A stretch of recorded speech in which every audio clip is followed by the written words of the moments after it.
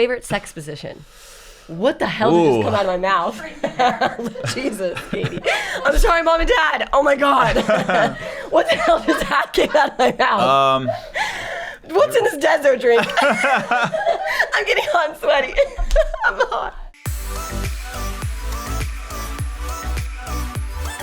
What's up, everybody? It's Katie Austin here, and welcome back to Austin AF. Today's guest is a very special guest because you guys might have seen him on your For You page on TikTok. You might have seen him on Instagram because he's a pretty sexy hot boy. His name is Tim Demirjian, and he's also created his own alcohol company, his own business, and he's very popular on TikTok. By the way, you guys, I had an energy drink before I started filming, and I'm like all over the place today. I need to slow the fuck down. I'm really, really sorry. But anyways, I'm really excited to interview Tim today. But a part of my introduction, I wanted to answer one of my most frequently asked questions. And this actually, I don't really even want to talk about it, but for the past month, it's literally been 6 to 10 DMs every single day asking me this question. Did you lose weight and how did you do it?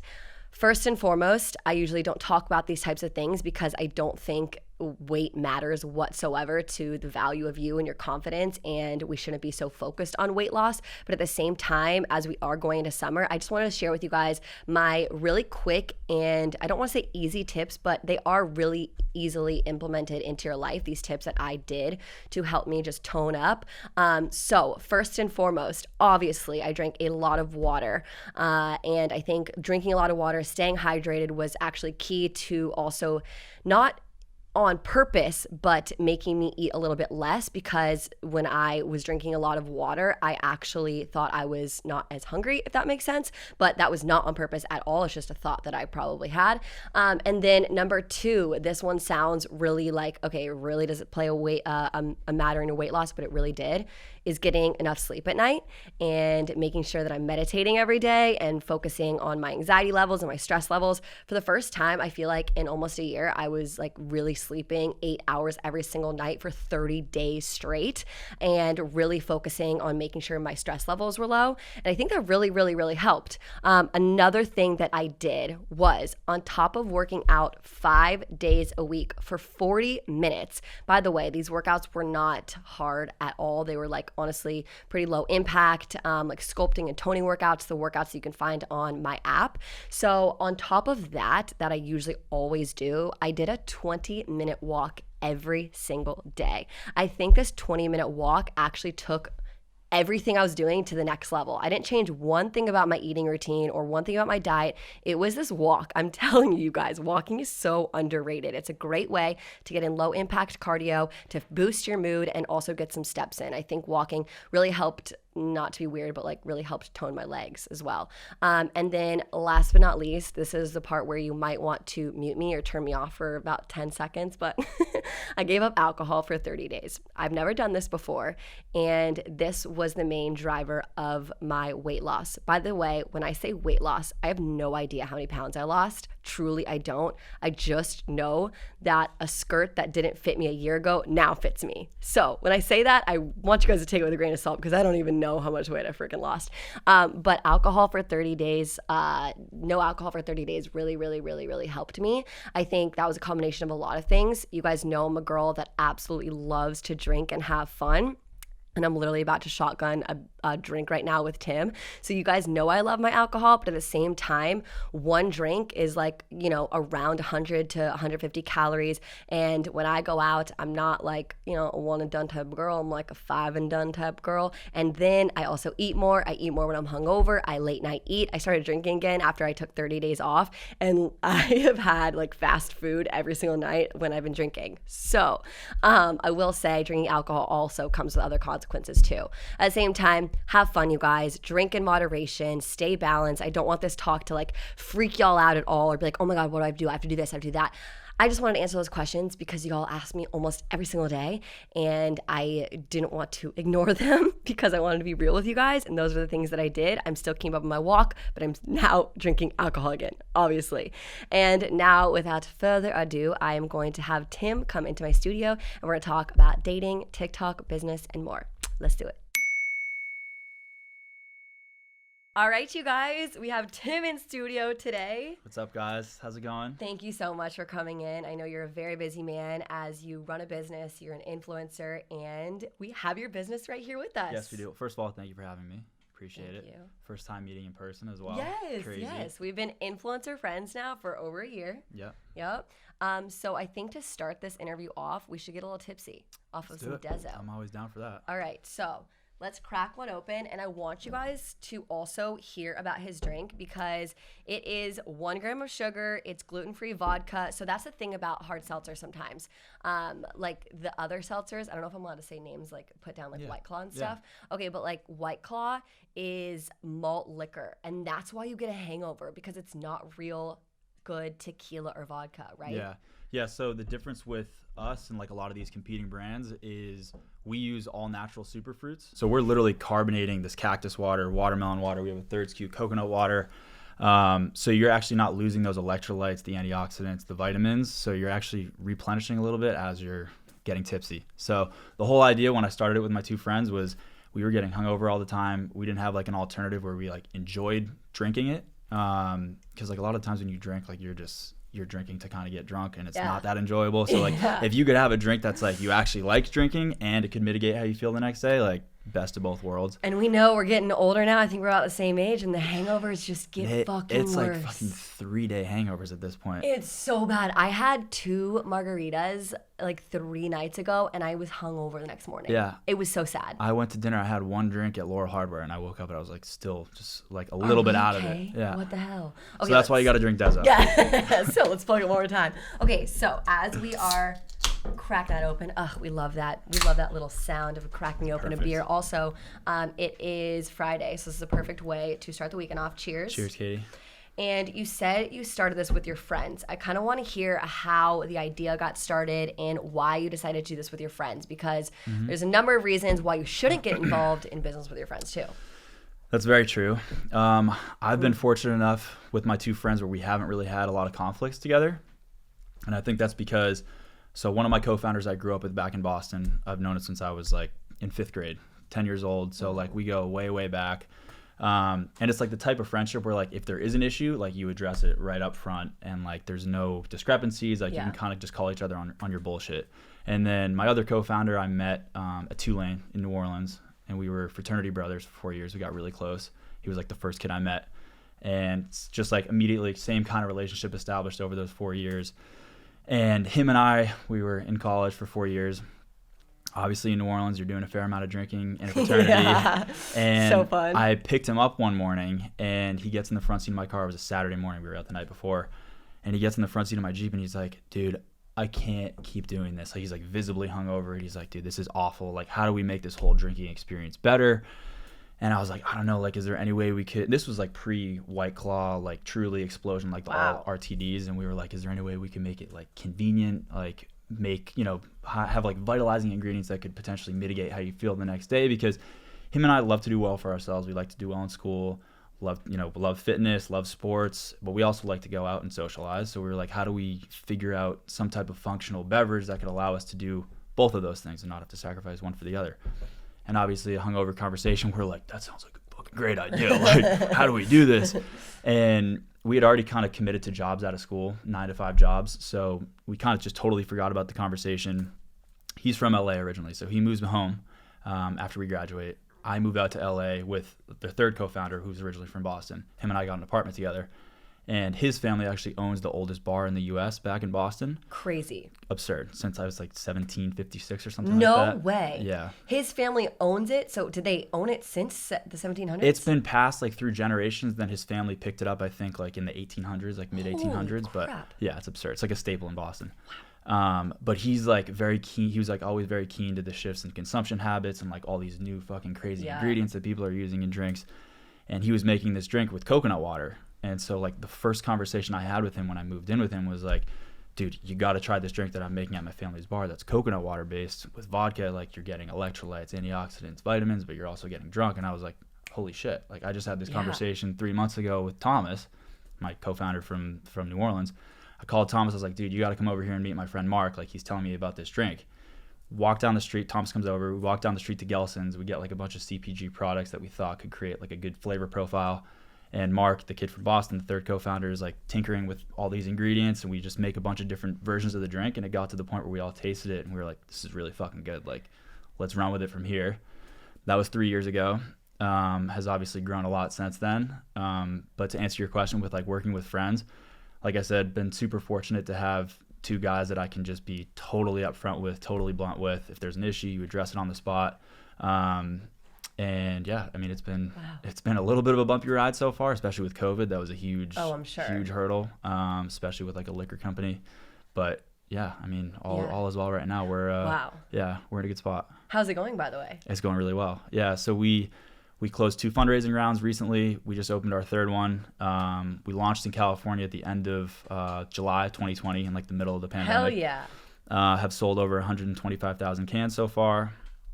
Launched in Massachusetts in February. We're in over 500 accounts between Massachusetts and California, and now we're about to open up Arizona, Nevada, Ohio, Illinois, Florida, and Texas. Hell yeah. Cheers to that, Tim. Cheers. That's amazing. You, speaking of hurdles as well, you had this idea 4 years ago, and since then there's been so many different alcohol and like hard seltzer and canned seltzers. Mm-hmm. Has it been hard to get started in an industry that's kind of a little bit oversaturated? Yes, just from the standpoint of like, so a lot of the liquor industry is like relationship driven, your distribution and capital. It's like super capital intensive. Like all these brands that are entering the marketplace, like a White Claw, like a Truly, like a High Noon, they're all backed by these huge brands that already have those distribution networks and markets, and they can put a ton of marketing spend. Like, so when White Claw launched, or sorry, Corona Seltzer, when they launched, they put $40 million behind their marketing spend. It's like, from a capital standpoint, we can't compete with that, but we've done a bunch of blind taste tests, focus groups versus like all these competing brands, and like 85% of the respondents prefer Dezo to a lot of the leading brands right now. So what it's really been for us is just like leveraging our relationships as much as possible. Yeah. We're lucky enough to be with 2 of the largest distributors in the United States with like 85% coverage through the entire country. And yeah, I mean, it's really just, especially when COVID hit, because a huge thing, like I said, we stand behind the taste of our product. Like our marketing originally when we launched, when we were going to launch in April before COVID hit, was going to be sampling in all these liquor stores, grocery stores. And when COVID hit, like everyone, like, first of all, you're afraid to go to the grocery store. And then even when you do go, like you're in and out as quickly as possible. So we couldn't get people tasting the product. So that made us pivot digitally. And we had to figure out a way to kind of like, for lack of a better term, beat our own drum as loud as possible to be like, this is why we're different. This is why we're better. Yeah. And we were fortunate enough to do a good enough job of it. Yeah. And, you know, we're really starting to see kind of that groundswell here in LA. Well, you guys are also so young. You have so much time. So even like 1 year taking off, it was like totally fine for you. But even like that 1 year, 2020, just like, I know it's hard. It went by so fast too. It like, did. It's nuts. It did. I'm like, did it even fucking happen? I know. Yeah, exactly. We literally like deleted 1 year. It's a weird thing. Okay, so as you're talking, I'm like, holy shit, you are so smart. I know that sounds like really like naive, being, oh my God, you're so smart, but you are, because sometimes I think, you know, who you are now online, people wouldn't realize how much intelligence you have. So we're going to get into TikTok and we'll transition there. But at the same time, what were you doing before Dezo and before TikTok? Like, what was your 9 to 5 after college? So I was working at a tech startup here in LA. So it was hardware and software. They had smart headphones. They were going to be, I don't really know where they are right now. It was pretty rocky when I was there, but they were in the process of developing this headphone that had a camera on the side of it. So the whole idea was they had like 65 celebrity influencers and ambassadors, and they were going to leverage this product to have these ambassadors and like athletes live stream whatever they were doing to like their Snapchat, Instagram, YouTube, which is dope. Great idea. But they couldn't really execute on the product front, and they were like the epitome of a startup. But I was working there for about 10 months running those day-to-day relationships with those ambassadors and celebrities. Right. I built like a whole global seeding platform for their new product, which never actually happened, but I had like the structure for it and everything. You probably learned a lot to build Dezo too. Yeah, it helped a lot for sure. A lot of what not to do as well, which is always a good. That's great to know. That's what not to do is sometimes even better than to learn to what to do. Absolutely, yeah. So I was kind of like a fly on the wall for like 10 months and just trying to soak up as much as I could, because I knew in like the long run I wasn't going to be there for that long. Right. And at the same time, like I was working on this. Like this was my 5 to 9. You know what I mean? Like when I finished my 9 to 5, I'm doing this. And the whole goal was like, once this gets enough momentum, I'm jumping ship from the tech startup and I'm going all in on this. Wow. But probably the biggest thing that I got from that first job was like the network, especially coming from Boston. I only knew a handful of people out here, and like the network from that company, like there was a lot of well-connected people that were working there. So the network helped a lot. And I'm now sure. I can now leverage that with what you're doing now. Yeah. So a tech startup, starting your own company to TikTok. Please describe to me this transition, how you started on TikTok and why. Oh God. Ooh, okay. Drum roll please, what everyone's been waiting for. So I was like never really big into like social media, obviously except for the last year. But as you're talking with over 1 million followers. Yeah. And so like the pandemic hit, and I'm sitting like with the whole like lockdown happens like mid-March, and we have Dezo, and we're like about to launch Dezo. And I was always kind of talking about TikTok like before it really exploded. I was always telling my 2 co-founders, I was like, yo, this is like a brand new social media platform that like, it's still like the wild, wild west. Like brands aren't even on it yet. Like no one even really knows how to use it. And so the pandemic hit, and like we're locked down in my apartment, and my roommate is actually my one of my co-founders. So fun. Yeah, so the kid from Boston. And so I look at him and I'm like, dude, like I have nothing else to do. I'm just gonna jump on TikTok and like see what the fuck happens. And like I'm just gonna start posting random videos. And it was really just like for my entertainment originally. Like I was just making myself laugh, and like I didn't really care who like was looking at it, like the views or anything. And like the first video that went viral, I was making fun of like how white boys like pose for photos. So it was like the one like going like this, and it got like a couple million views, and I was like, holy shit, like that's crazy. Like now you see like the power of the app, and I'm like, I have like all these people texting me the video, and it's like in group chats, and they're like, holy shit, dude, like you're TikTok famous now. And I was like, wow, that's pretty dope. And so I just kept doing that like over and over again, started to build a following. And then it kind of transitioned into like more of the thirst trappy stuff. Okay, let's go. Gotta be honest here. Okay, I know. I want to know, is it because, so I actually started following you in the beginning. Yeah, I remember talking to that. you last April, and you were like, no, like my TikTok is like something that you're not supposed to see or something that. I literally remember that you were trying to keep it low key. And TikTok, by the way, was a great place a year and a half ago to keep it low key for no one to see, but nowadays, you can't do that anymore. And I remember following you over a year ago, and they weren't sexual yet. No. So tell me about that transition. Yeah. So it was one video that like sparked it. So I had like no intention of ever doing it, because when I originally started, I was like making fun of those guys that like were like making out with their phone essentially. I was getting views off it. People were like, oh, like he's good looking, but like he's not doing like the whole thirst trappy stuff. Like we like that.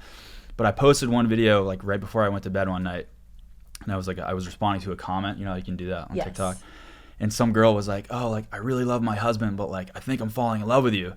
And I like responded to it, and I used like the Weeknd's lyric where it's like, I think your girl falls in love with me or whatever. And I posted it right before I went to bed, and I woke up the next morning and I had like 45,000 followers from the video. And I was like, whoa. I was like, people kind of like the more like edgy sexual stuff. 50 Shades of Grey type shit. Exactly.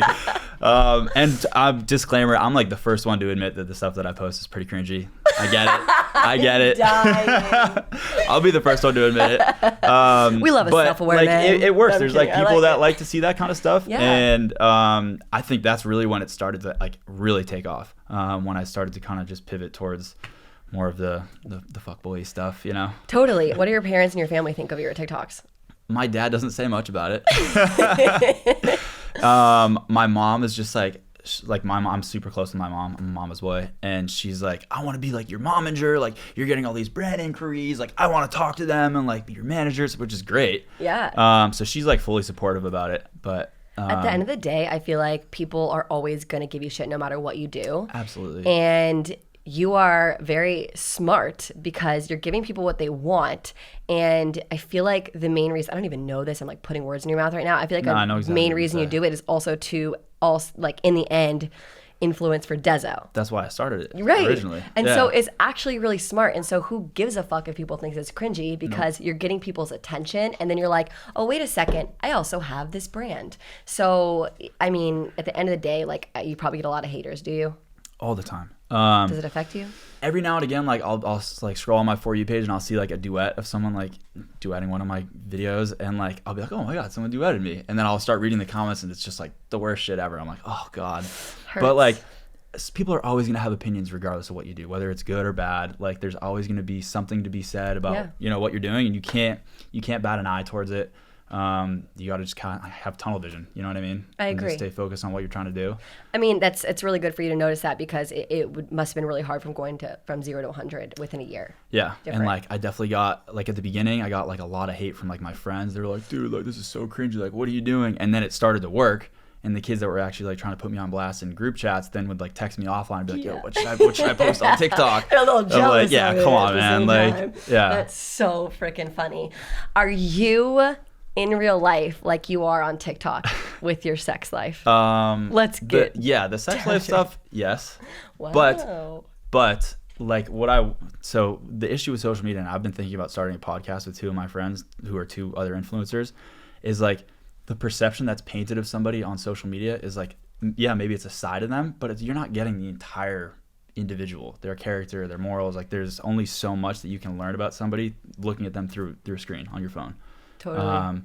So there's a lot of judgment that happens, which is obviously bound to happen. But yeah, it's that's not me entirely, but it's a side of me. Yeah, sure. Well, I mean, even the first 5 minutes of this episode, I think people are going to learn a lot more about you and learn that you have a lot of brains behind what you look like and what you post on TikTok. I appreciate that. Thank you. You're welcome. Okay, now speaking of TikTok and being a fuckboy on TikTok, we have this segment. I just like literally made it up randomly, like saying we have this segment. We do it every time. No, this is our first time doing it. Fuckboy point of view.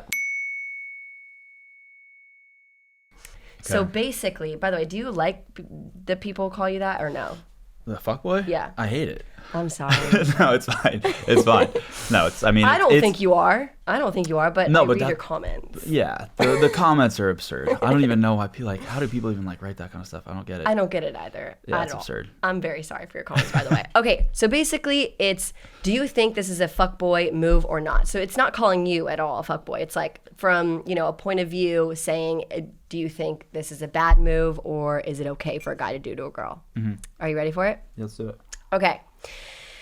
You hooked up with a girl a couple times, but you never text her again, aka you kind of ghost her. Why?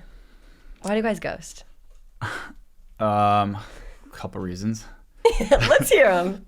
You're either not into her after the next couple, like the couple days that you went on. You're not interested. Like there's not a connection. You can't. It's not stimulating. Or they were in on it to just try and get sex. They didn't have sex, and we didn't specify this, I guess, but a lot of the times if you go on a date a couple times, like as a guy, and you don't have sex with them and you're not really looking for anything serious, that's a good reason to ghost if you don't end up having sex with them, if you're really only in it for the intimate stuff. Interesting. So if you're not interested in a girl and you just don't really talk to her again, what is so wrong with just sending her a nice text and you're like, hey, I just didn't feel this connection? That's a good question. I mean, I'm not one to really do that, like ghost completely. Yeah. I'm more just like be totally upfront about like what we're doing. Like, are we hooking up? Are we gonna date? Like, is this just super casual? Are we fuck buddies? Like, I'm more upfront about it. Totally. And I think at the same time, you can do a, in quotations, fuckboy situation, like ghost or something, but at the same time, it wouldn't be that disrespectful if you're very honest and transparent from the get-go. Yeah, 100%. So being upfront like you are is the best way to go. That's where the confusion comes from. Is like you're not like addressing how you're feeling right off the bat, right. And then that's when issues start to happen. If you immediately say, I'm not looking for something serious, that really helps. Exactly. Okay. You hang with her alone, but not in public or with friends. Fuckboy move for sure. Have you done Absolutely. this? Have you done this a lot? Yeah. So you can not a lot. say, okay. Yeah. Not a lot. Personally say, but I've done it. Yeah. I think every guy has. Honestly, I've done it. Yeah. Yeah. Exactly. Like, I usually do that. Yeah. Okay, fuckboy or not, everything he says is so smooth. No, not fuckboy at all. Like you can have like a good personality and be good with like talking to women. You know what I mean? Doesn't mean you're a fuckboy. Ah, man. Okay, so speaking of this, just going on a personal story here. When I first met my boyfriend, we're happily in a relationship now, but he talked to me so smooth. Like, I'm not kidding you. When I first met him, we spent a whole day together and spent the night together, and I was like, I will never hear from him again. This is going absolutely nowhere, because he talked to me like so smooth, and like the next morning, he like knew how to like grab my hand, grab my back. Like, everything he did was like so pre-calculated, in my opinion. And maybe he was a fuckboy, maybe not. I don't know. I don't think it's like pre-calculated like that though. I think some guys are just like a little bit more smooth than others. Like that doesn't necessarily mean that they're confidence too helps. I don't think that doesn't mean that they're necessarily a fuckboy though. I don't think, in my opinion. If he's always on his phone. No, not a fuckboy. It depends what they're doing on their phone. Yeah, that's true. Like I'm always on my phone, but usually it's because like I'm like work and stuff like that. I'm also just like addicted to my phone at this point too. Like, it's really bad. It's your job. Yeah, too. Like, so like I said, I'm always on my emails, phone calls, and now with like social media stuff. Gotcha. But yeah, I don't think it's a fuck. It depends what they're doing. Depends, exactly. Yeah. Following Instagram models. I would love to hear your. That's controversial. If you're are you saying like if you're with a girl already and you're following Instagram models? I would say fuckboy move. Okay. So if you're dating, if you're you dating, should not be following other there's Instagram no reason models. to. Why would you do that? Do you think if you start dating someone and you really like this girl you've been dating for a few months, would you unfollow the Instagram models? If she like wanted me to, like if she felt, but at the same time, like if we're dating and that happened beforehand and she felt like insecure in that way, that's a conversation. Like that's like a different conversation. You know what I mean? Yeah. But she should trust that like just because I was following them beforehand doesn't mean like now I'm dating you. Totally. You know what I mean? Like you're what I'm focused on. I'm just not into guys who follow a shit ton of Instagram models. A shit ton's kind of weird. Okay, yeah. what do you constitute as a shit ton? I constitute like over 15 Oh Instagram yeah, I was like gonna say girls that he doesn't know. I was gonna say over 10. Okay, yeah, totally. We're on the same page here, because you can follow one or two and like, you know, like the Gigi Hadids of the world, Right. but at the same time, like if you follow just an Instagram model who posts in a bikini 24/7, it's like, okay, dude, why? You don't know this person. It's a little sus. Yeah, even if I'm not dating them, I think it's sus. Yeah, agreed. Okay, makes a lot of promises that he can't keep. Fuckboy move. Fuckboy move for sure. Big time. Pretending he's always so busy. Fuckboy move for sure. Okay, I love that. Am I answering these too quickly? No, I love it. I mean, I agree with you. He says he's not a fuckboy. Are you asking that, or like are you asking, are you a fuckboy, or like am I going to you and be kind of like, like what worry, you just said, like you're not, you just told me like 2 minutes ago, you're like, I don't like that, I'm not a fuckboy. Yeah. Does that make you a fuckboy? I'm kidding, I don't know. I mean, I'm not gonna lie. Every guy has a phase in their life where they're a fuckboy. Like if you can't admit that, then you're lying. 100%. I absolutely agree with you, and now that you say this, it almost makes me.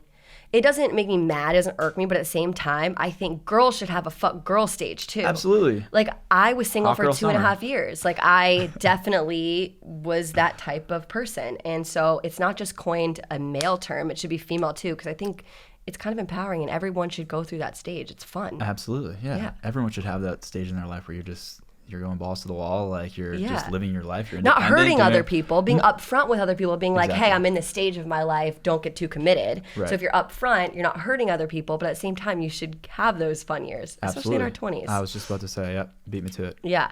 Okay, last question. If he only ever texts you late at night, I feel like this is pretty obvious. Fuck boy, for sure. Yeah, No total question. fuckboy. Okay, now I had questions from Instagram. I only have a few that were super, super appropriate. We can go inappropriate too. I don't really care. Yeah, let's do it. Oh, okay. Favorite sex position? What the hell did just come out of my mouth? Jesus, Katie. I'm sorry, Mom and Dad. Oh my God. What the hell just came out of my mouth? What's in this desert drink? I'm getting hot and sweaty. I'm hot. I'm sorry. I'm getting so red. I have a boyfriend. All right. It's the Dezo. Blame it on the Dezo.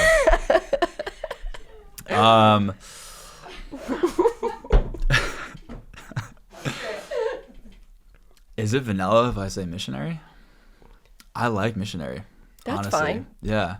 You were definitely expecting a different answer, but Yeah, that works. I think that's great. I think that's really great. I have no response back because my parents listen to this. What do you look for in a girl? Number one, like someone who's just like comfortable being themselves. Like if you're not walking around trying to please everybody, that's a huge turnoff. People pleasers and like trying to please the room and like being somebody who you're not in front of like a crowd or in front of me, just be yourself. Like I'll have that much more respect for you. Somebody I can eat a lot of food with. Hell yeah. But also work out with the next day. Exactly. Yes, that's big. And someone who I can just like be weird with. Like just I'm a weird person behind closed doors sometimes, just like as myself when I come out of my shell. So like if you can just like riff with me and like we can be weird together, that's super attractive. I think a lot of the girls out there need to know how important confidence is sometimes. It doesn't matter what you look like, and I think you can speak on this too. I have been around some models recently, and models are most beautiful girls in the world in quotations, and some of the most insecure girls as well. And so it doesn't matter what you look like. Always walk in the room with confidence, and no guy is going to ever be like, you're so beautiful, and make you feel that confidence. You have to feel that within first before you get into another relationship. So how important is confidence to you?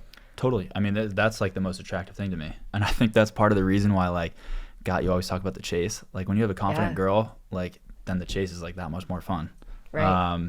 And then when you can finally have her, like it makes it that much more worth it. But yeah, just be yourself and like just stay true to yourself. Don't try and change for who you're around or who you're trying to please or impress. Like it's just that much more attractive when you are just the raw you. I completely agree. The one thing, I don't know if this is a good tip or a bad tip. You said be complete yourself. I completely agree. Be completely yourself. If you do struggle with confidence and you're first starting to date someone, fake it till you make it, sister. Fake it till you make it in terms of confidence. Because I know some girls out there can be like, oh my God, is he talking to other girls? What is he doing? And there's this like TikTok trend right now. It's like, is he talking to other girls type TikTok trend? Yeah, you've seen it, I'm sure. And it's like, if you just pretend for the first few months you are the most confident girl, you can get any guy. Yeah.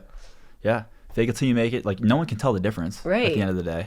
And to be totally honest, if this makes any girls feel better, like guys do it too. Like guys, like, if you're not confident, like you're gonna fake it too. Same exact thing. So don't feel bad about it. Love that. Okay, next question. Are you single right now? Yes. Yeah. You hesitated. So yes, I'm single right now. I had been with a girl a little bit for the past like month and a half. It was moving kind of quickly, which was like, it was good because like I was kind of all in at the beginning and then like she wasn't. And so when she expressed that she wasn't, then I kind of took one step out the door and then it like flip-flopped. And it's just like, it seems like it's like a little bit on different pages right now. But no, like there's definitely like some type of connection there for sure. It's just, it might not be the right time. And then to throw a whole curveball into it, my ex-girlfriend I haven't spoken to her in over a year. And like while this was happening with the current girl, I got a text from my ex-girlfriend, hey, I just broke up with my boyfriend. Oh no. Yeah. So that just threw a whole... Did the current girl see that text from your ex? I don't think so. Dang. Yeah. Which is like, there's good, like I'm still on good terms with the ex too. Like it's not, and it's all amicable.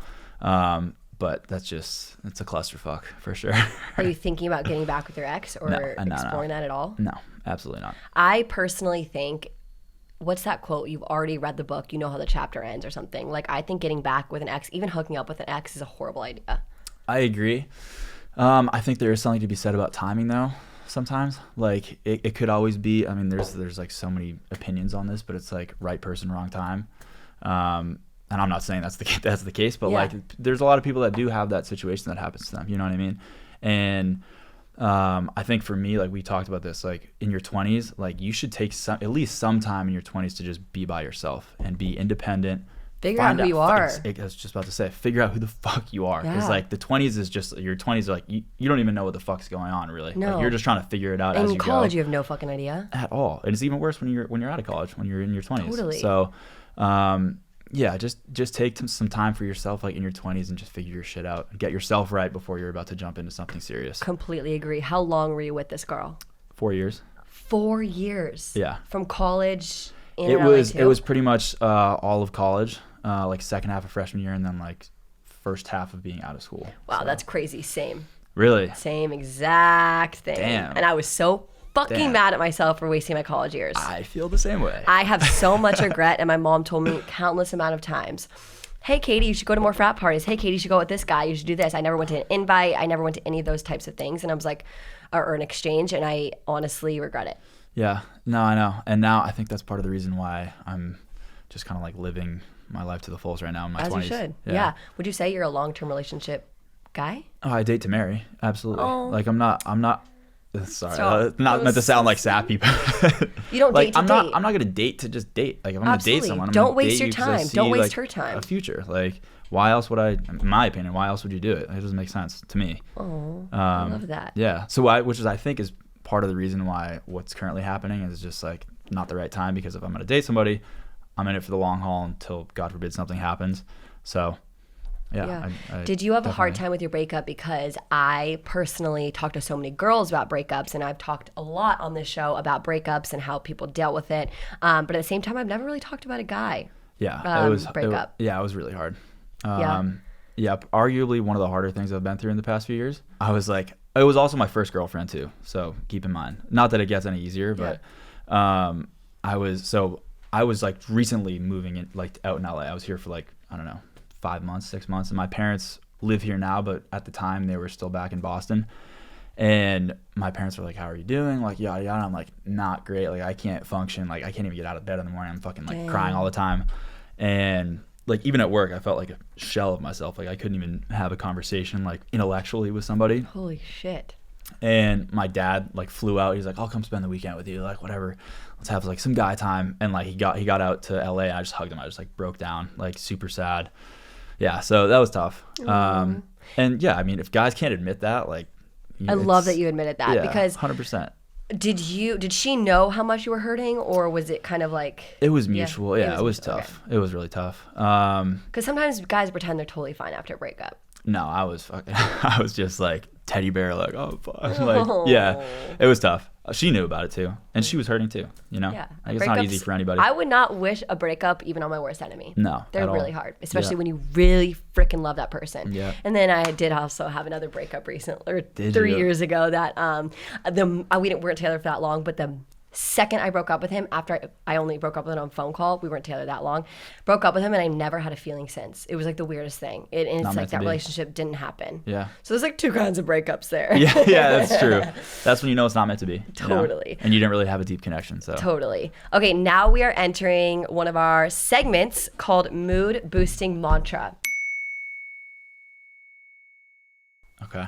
which means every guest every week basically says a mantra, something that rings true to them. Is there something that you say to yourself every day, something that got you where you are today? Any type of mantra or quote? Yeah, you're exactly where you're supposed to be in your life.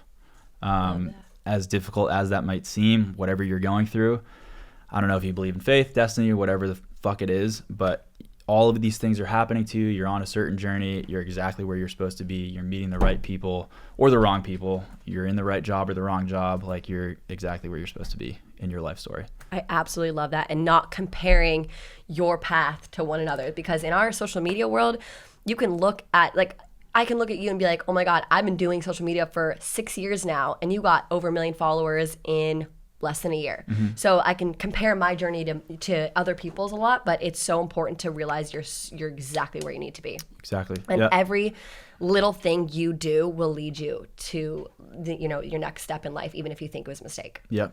Yeah, Stay focused on yourself, your dreams, your goals. totally. I love that. Okay, our last segment is now called No Filter. Oh And boy, okay. I have a question for you. So basically, I ask this question a lot in No Filter, but I think you're a really good person to ask this. Your absolute worst dating story.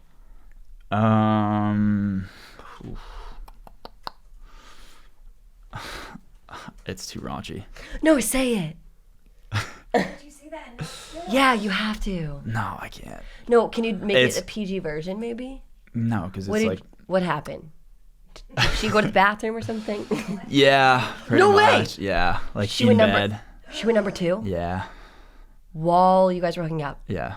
No fucking way. Yeah. No way. Yeah. Was she extremely embarrassed? Yeah, it was pretty bad. No. Was Yeah. this recent? No, it was like a couple years ago.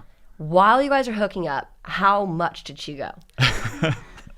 It wasn't that much, but it was enough to be like, what the fuck is that?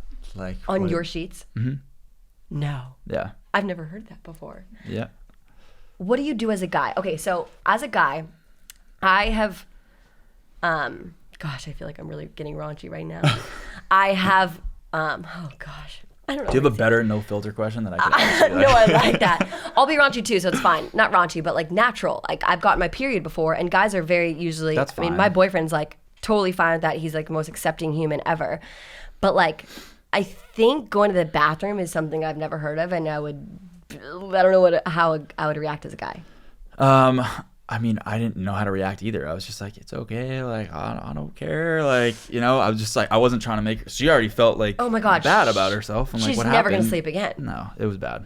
Yeah. So you never texted her again. No, not really. Honestly, this sounds horrible for me to say, but I don't know if I would either. I'm talking about a guy. I think, well, like, we clarified it in person. Like, Yeah. I didn't think there was a need for a follow-up text. You know what I mean?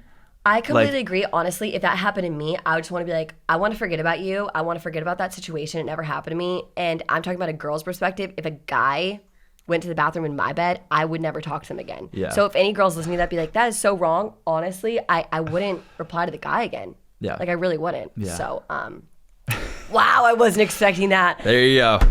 Yeah. Honestly, that was the best. This is episode 11 now, and that was the best no filter answer we've gotten. I'm glad. Tim, you're an glad. amazing interview. Seriously, Thank you. you. You have so much insight. You're so smart, and you're so talented. I'm so proud of you, and to see how far you're going to go. in Cheers. life. Cheers. Thank you so much for having me. I appreciate it. And where can everyone find you in Dezo? So best spot is our store locator online, drinkdezo.com. We're in over 400 accounts right now, or you could order directly on the website. And it's so freaking good, you guys. And you're on Instagram and TikTok. Yep, at drinkdezo and at Tim Demirjian. Perfect. Go follow him. I love you guys. Thanks so much for watching. I'll see you guys next week.